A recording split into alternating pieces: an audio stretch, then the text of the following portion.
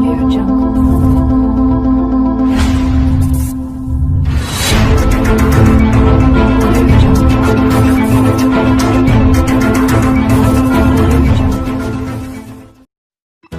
Assalamualaikum warahmatullahi wabarakatuh. Selamat pagi anak-anak semuanya. Apa kabarnya hari ini? Hari ini kita akan belajar tentang pertumbuhan dan perkembangbiakan tumbuhan yang ada di tema 1 subtema 4 pembelajaran 2. Nah, kemarin kita sudah belajar tentang pertumbuhan dan perkembangbiakan tumbuhan. Nah, tumbuhan itu ada yang berkembang biak dengan biji dan ada yang berkembang biak dengan tunas. Ada yang berkembang biak secara alami dan ada yang berkembang biak secara buatan. Hari ini kita akan membahas tentang perkembangbiakan tumbuhan dengan biji dan tunas. Siapkan buku pelajarannya ya.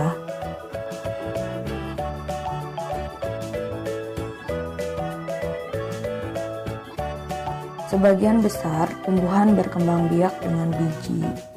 Tumbuhan dewasa akan berbunga dan menghasilkan buah. Di dalam buah terdapat biji. Biji berkembang menjadi tanaman baru. Tanaman baru tumbuh menjadi dewasa dan berbuah. Perputaran tahapan perkembangan tersebut membentuk sebuah siklus atau daur hidup pada tumbuhan. Nah, perhatikan gambar berikut ini. Ini adalah gambar biji yang baru ditanam. Nah, di dalam biji itu terdapat embrio atau calon tumbuhan baru. Terus ada kotiledon, sumber makanan untuk calon tumbuhan baru, dan ada selimut biji untuk melindungi biji. Nah, ini contoh tumbuhan yang berkembang biak dengan biji. Nah, banyak tumbuhan yang berkembang biak dengan biji, contohnya ada mangga tumbuhnya dengan biji, terus ada jeruk dan semangka juga berkembang biak atau tumbuh dengan biji.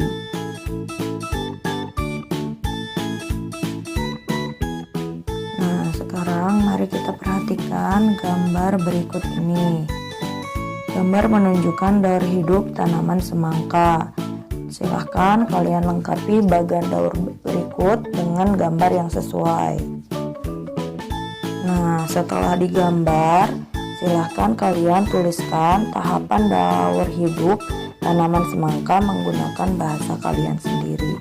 Boleh dibantu sama orang tua atau kakaknya ya. Selain dengan biji, tumbuhan juga ada yang berkembang biak dengan tunas. Tunas adalah anakan yang tumbuh di dekat tumbuhan induknya. Ada juga tunas yang tumbuh di daun induk, contohnya tanaman cocor bebek. Salah satu contoh tumbuhan yang bertunas adalah pisang dan cocor bebek. Tunas pisang tumbuh dari batang yang ada di dalam tanah. Tunas pisang tumbuh menjadi tumbuhan baru di sekitar induknya.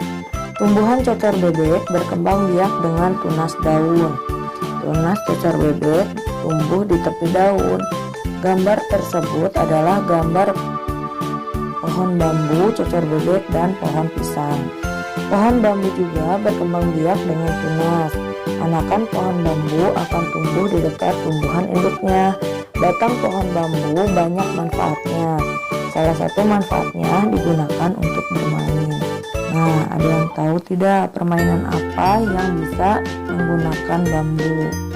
Nah, sekarang mari kita perhatikan permainan yang menggunakan bambu. Permainan rangku alu. Permainan ini bisa disebut juga dengan permainan lompat bambu. Permainan rangku alu ini merupakan permainan tradisional yang berasal dari Manggarai, Nusa Tenggara Timur. Alat yang digunakan dalam permainan ini yaitu 4 buah bambu. Permainan ini dilakukan dengan cara 4 orang memegang 4 tongkat bambu dan orang yang lain melompati bambu tersebut. Agar lebih jelas lagi, ayo kita perhatikan video berikut ini.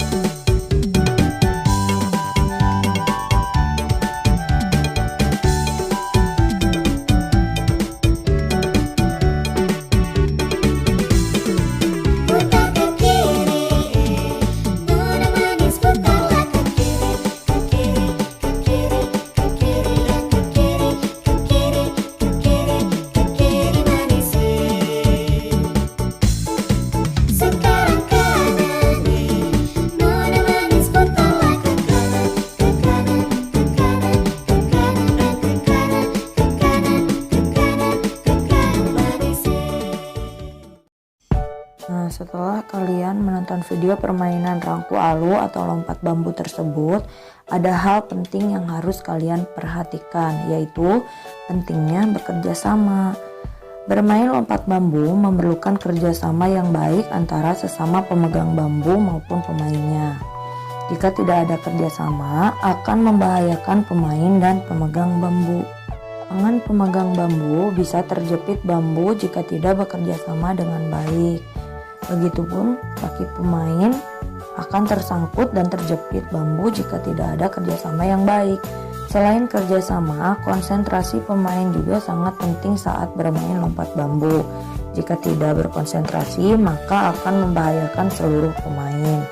Nah, sekarang silahkan kalian jawab pertanyaan dari nomor 1 sampai nomor 4 di halaman 159 sampai 160.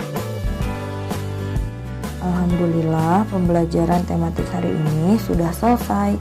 Silahkan kalian kerjakan tugasnya dengan baik ya. Wassalamualaikum warahmatullahi wabarakatuh.